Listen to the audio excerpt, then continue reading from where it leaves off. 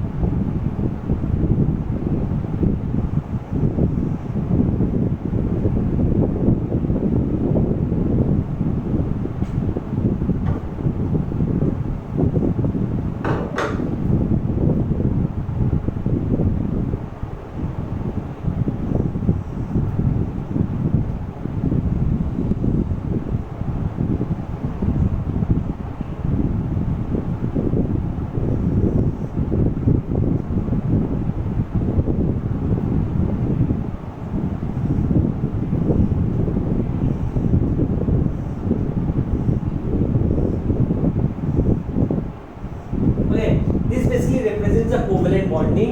I am just considering the covalent bonding formed by this particular silicon atom.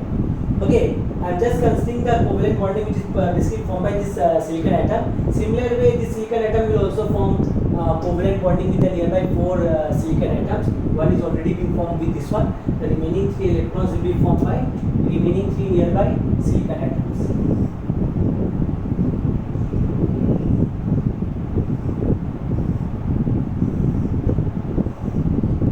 Like this, we will be having this crystal lattice of this silicon atom.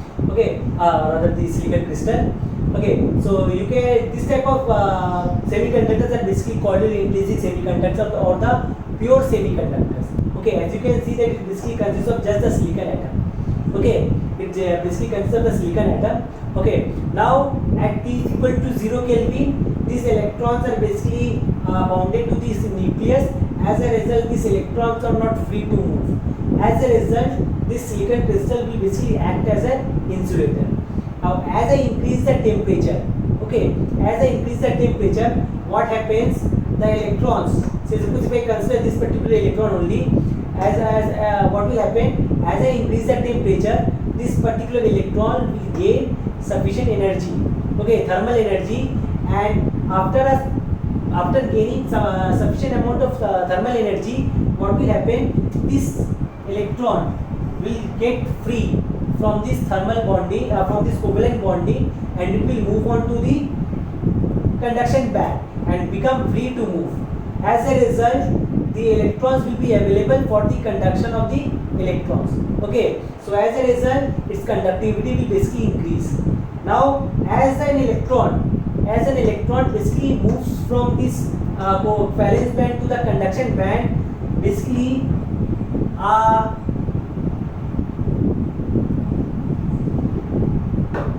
hole will be created here.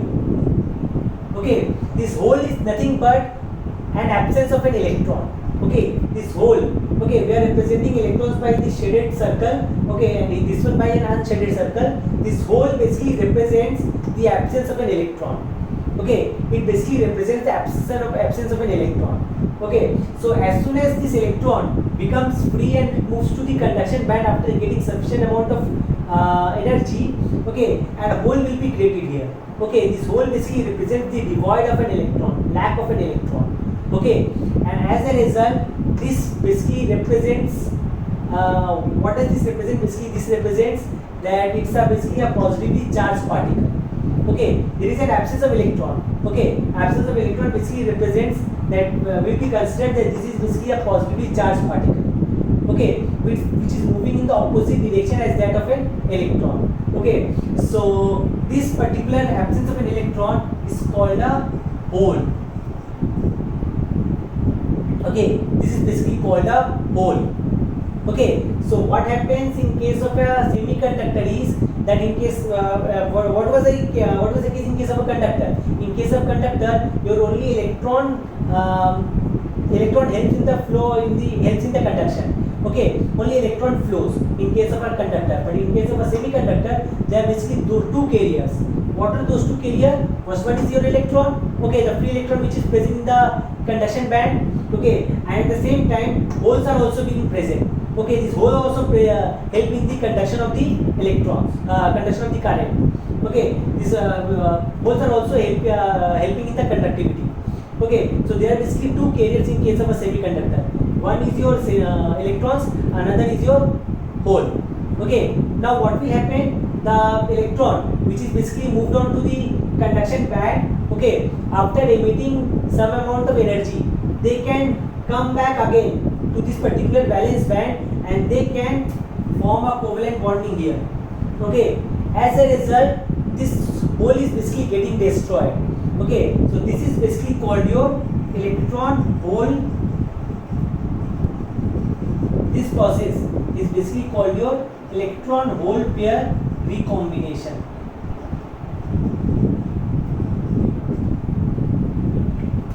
Okay, this process is basically called your electron hole pair recombination. This happens only when an electron, which is basically present in the conduction band, okay, after emitting certain amount of energy in the form of some electromagnetic radiation, they basically come back to the valence band, okay, and they form a bonding here.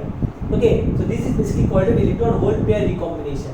Okay, so there are two carriers in case of intrinsic semiconductor. First one is basically your electron, another is your hole, but the conductivity is very much less. The number of electrons which are present in the conduction band are very much less.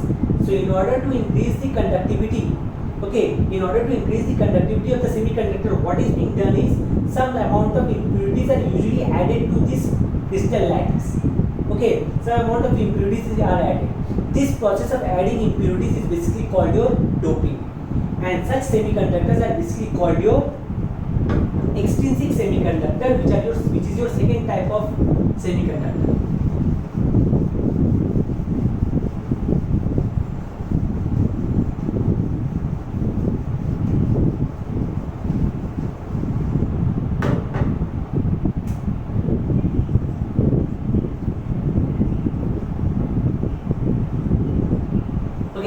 what happens in case of extrinsic semiconductor is these are basically impure semiconductors.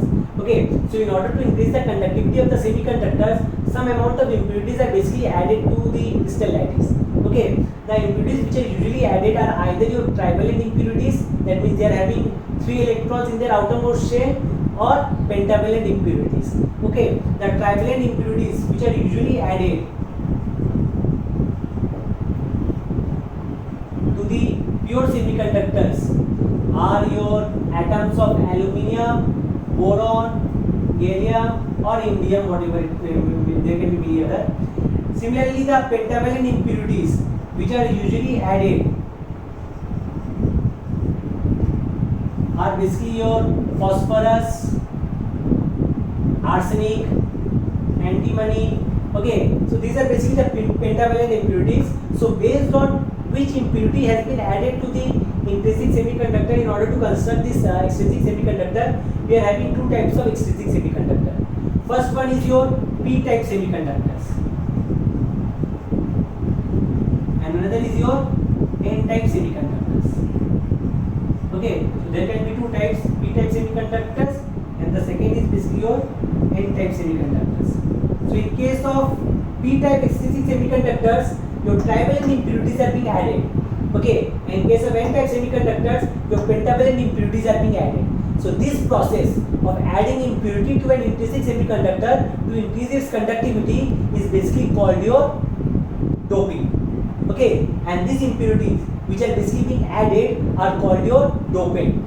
Okay, dopant, D-O-P-A-N-T. These are basically the impurities which are added to the crystal lattice, to the intrinsic semiconductor.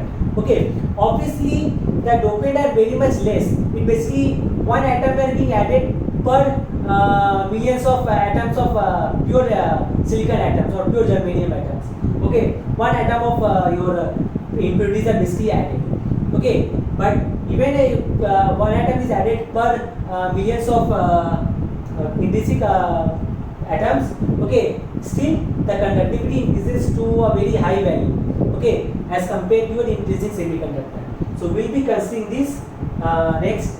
So starting with p-type semiconductor.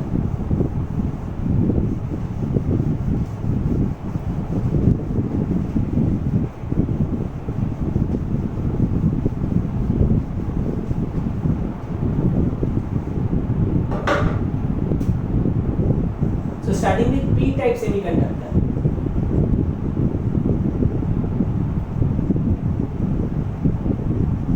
So what happens in case of p-type semiconductor is, in case of p-type semiconductor, say suppose an aluminium atom is added to the intrinsic semiconductor. Okay, so as a result, an aluminium atom is basically a trivalent atom. Okay, it's having just 3 electrons in its outermost shell.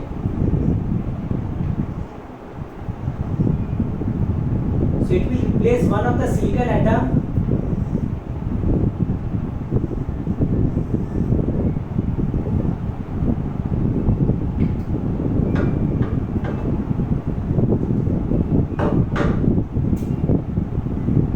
to form a covalent bonding.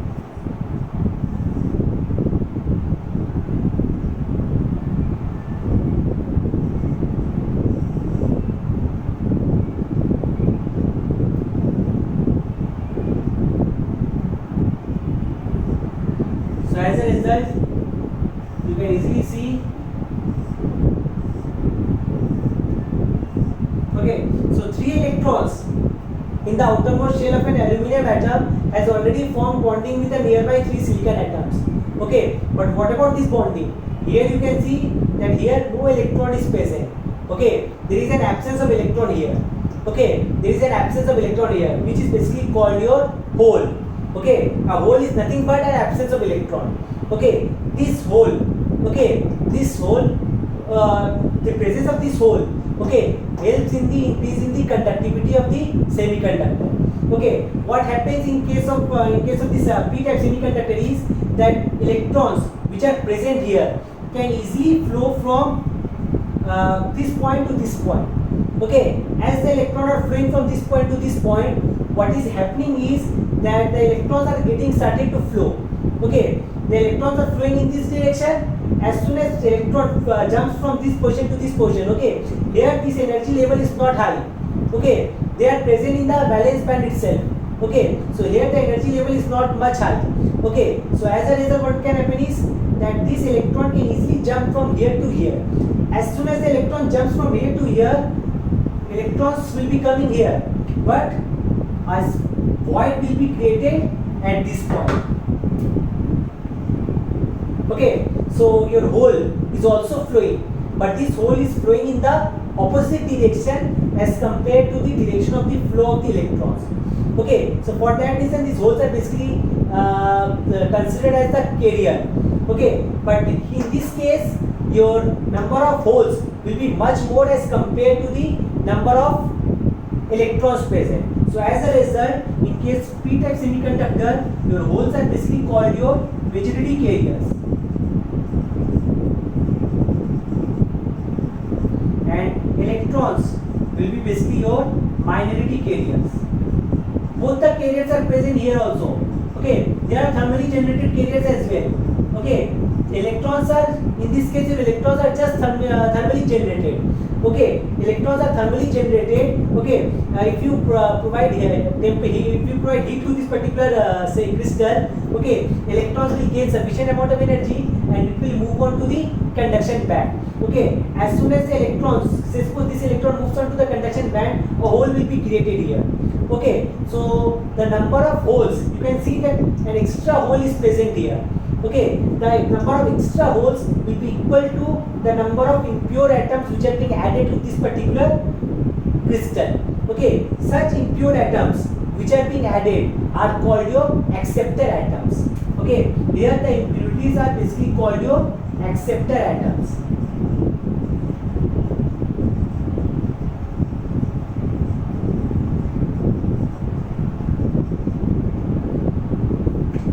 Okay, here impurities are basically called your acceptor atoms. Okay, so if I draw the energy band diagram, okay, if I draw the energy band diagram for a n-type semiconductor, how will it look like? Or so rather for a p-type semiconductor.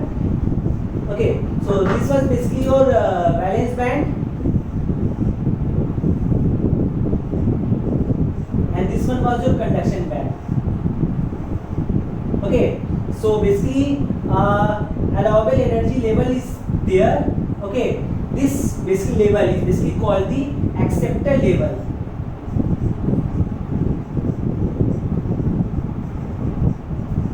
Okay, this level is basically called the acceptor level or EA. A represents for acceptor. Okay, so you can easily see that this energy level, okay, this energy level is much more closer to your donor atom, valence band, sorry, is very much close to your valence band. So as a result, electron can easily flow from this valence band to this acceptor energy level. Okay, since very few impurity atoms are being added to this crystal, okay, these impurity atoms are very much far apart from each other. Okay, so as a result, their interaction between them will be very much less. So we can consider this acceptor level to be a discrete energy level. Okay, so this energy level, okay, this gap is very much less as compared to the forbidden energy gap. Like for germanium, it will be around 0.01 electron volt, and for silicon, it will be around say suppose 0.05 electron volt. Okay, so this gap is very much less. For germanium, it's around 0.01 electron volt, which is very much less as compared to this one, which was basically around 0.78 electron volt. Okay, for germanium, and for silicon, it's 0.05 electron volt. On the other hand, forbidden gap for silicon is around 1.18 electron volt, which is basically very much less. Okay, so as a result, the electrons which are present in the valence band can easily move on to this acceptor energy level.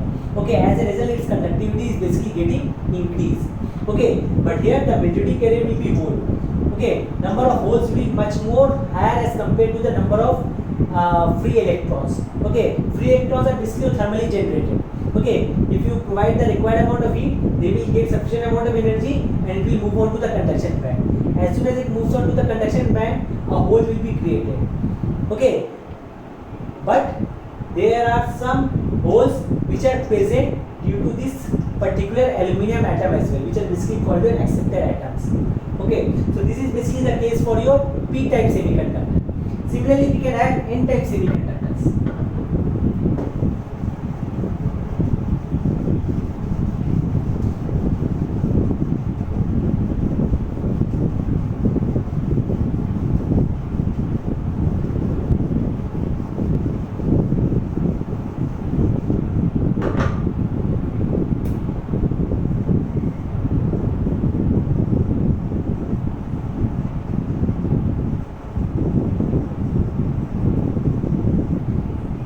In case of an n-type semiconductors, some pentavalent impurities are being added to the intrinsic semiconductor to increase its conductivity.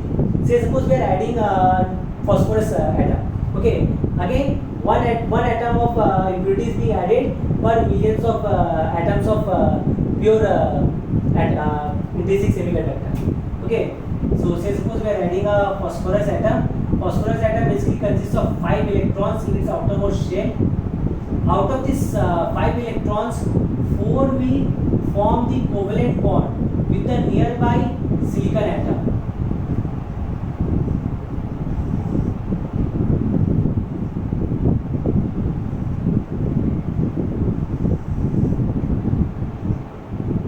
Four of them will form bond with the nearby silicon atoms.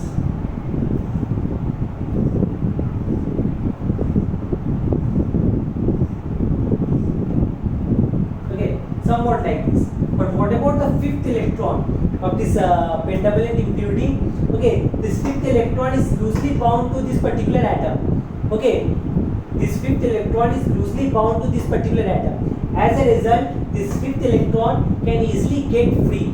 Okay, it can easily move away from the field of this particular atom. Okay, from the field of attraction of the nucleus of this particular atom. Okay, and as a result, this electron can become free and help in the conduction. Okay, so in this case, okay, it's just the opposite as it was in the case of your p-type semiconductor. Your electrons will be your majority carrier.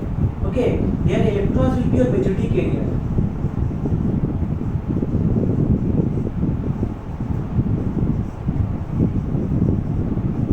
On the other hand, your holes will be minority carriers.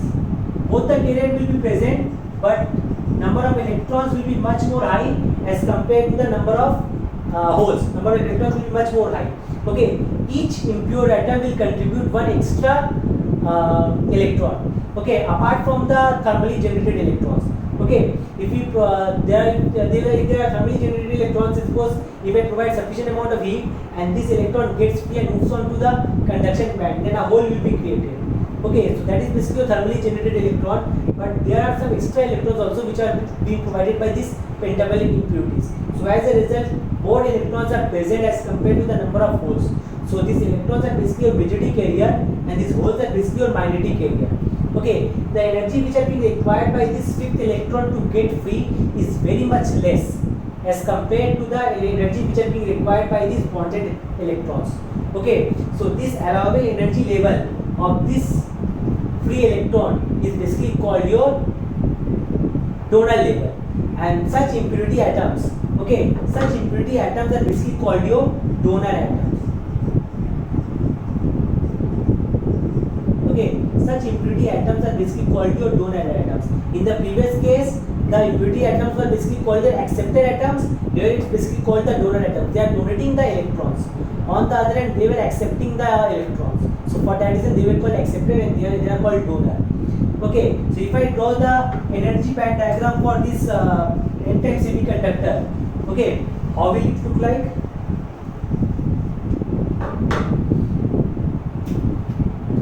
This is the valence band and this is the conduction band.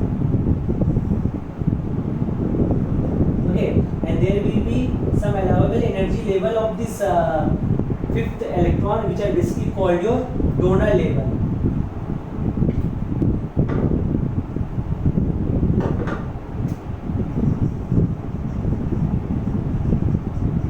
Okay, or ED. Okay, so you can easily see that this level, okay, is very much close to your conduction band. Okay, this gap is very much less. Again, it will be around 0.01 electron volt for your germanium and around 0.05 electron volt for your silicon. So this gap is very much less as compared to this gap. As a result, the electrons present here, okay, electrons which are having energy in this particular level can easily move on to the conduction band. Okay, they can easily move on to the conduction band. Okay, and since these impure atoms are very much less, okay, we are adding per atom, we are adding one atom per millions of this silicon atom. Okay, so as a result, these impure atoms will be very much apart from each other. So as a result, the interaction between them will be very much less. So we can consider this to be a discrete level. Okay, so this is basically your N-type semiconductor. So here your electrons will be your majority carrier. Okay. Now what will happen for if we increase the temperature in case of your extrinsic semiconductor, be it P-type semiconductor or N-type semiconductor? If we increase the temperature for extrinsic semiconductors, okay, the number of say suppose if we consider N-type semiconductor, okay, if we consider N-type semiconductor, what will happen if we increase the temperature? If we increase the temperature, the number of electrons will more or less remain same. Okay, the number of electrons present will remain more or less same because each impure atom is basically providing one extra electron. Okay, each impurity atom is basically providing one extra electron. So even if we increase the temperature, the number of impure atoms remains same. So that means the number of electrons which are being provided by this impure atom basically remains same. But the number of thermally generated electrons increases, and at the same time the number of thermally generated holes basically increases. Okay, and at a particular temperature, okay, at a particular temperature, the number of electrons, okay, provided by this donor atom, okay, will become negligible as compared to the number of thermally generated electrons. So at that time, your number of thermally generated electrons will be same as the number of thermally generated holes. Okay, which is basically the case for your intrinsic semiconductors. Okay, in case of intrinsic semiconductors, the number of holes and number of electrons are basically same. On the other hand, in case of extrinsic semiconductor, it's not the case. In case of extrinsic semiconductor, the majority carrier concentration is much more high as compared to the minority carrier concentration. But as we increase the temperature, okay, as we increase the temperature, this concentration basically becomes more or less same. Okay, so that means in case of an extrinsic semiconductor, as we increase the temperature, it basically moves on to it becomes an intrinsic semiconductor. That means its conductivity level decreases. Okay, so your extrinsic semiconductors are basically having positive temperature coefficient of reactions. Okay, as you increase the temperature, its conductivity level basically decreases. Okay, and at a certain temperature, this extrinsic semiconductor starts to behave as a intrinsic semiconductor. So this is all for today. Thank you everyone.